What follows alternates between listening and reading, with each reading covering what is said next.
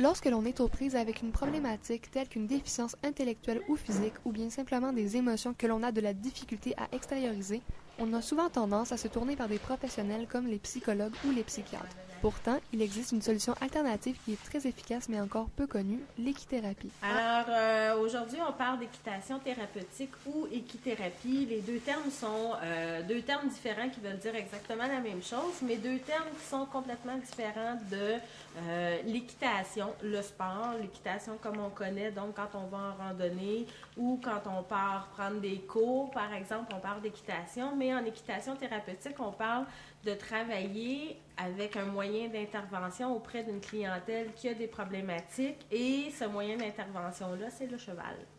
Cette discipline s'adresse à une clientèle assez vaste. Ça va de la personne ayant une déficience intellectuelle jusqu'à celle qui veut être rééduquée après un accident en passant par les adultes souffrant de dépression. Alors, l'équitation thérapeutique s'adresse, comme je disais tantôt, à des personnes qui vivent avec des limitations, soit physiques, soit intellectuelles, qui ont des problèmes d'émotion. Ça s'adresse aussi à des gens qui ont des handicaps physiques ou aussi intellectuels. La relation cavalier-cheval crée un lien affectif qui permet à certaines personnes d'exprimer des sentiments qu'ils gardent normalement enfouis. Aussi, le fait de prendre soin d'un cheval responsabilise énormément la personne qui s'en occupe car il est nécessaire d'apporter les soins appropriés au cheval. Monter à cheval. Monter à cheval, c'est ça que tu préfères? Ou les brosser?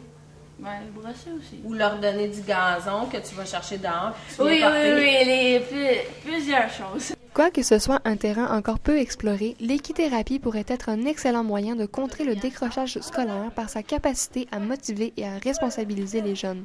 Souvent, quand on a un jeune qui est en échec à l'école, il se remet en question. Donc, solution facile, c'est que j'abandonne mes cours, je m'en vais sur le marché du travail.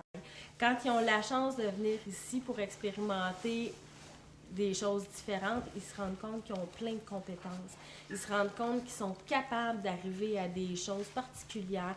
Encore là, parce que le cheval ne juge pas. Alors que l'élève soit bon ou pas, académiquement parlant, ça ne fait aucune différence pour le cheval. Alors, ça lui donne une belle motivation pour retourner à l'école ou en tout cas aller chercher l'aide qu'il a besoin pour finir justement ses études pour ensuite avoir un meilleur emploi là, sur le marché du travail. En conclusion, l'équithérapie a fait ses preuves dans de nombreux domaines. Toutefois, il reste encore beaucoup à découvrir de cette discipline hors du commun.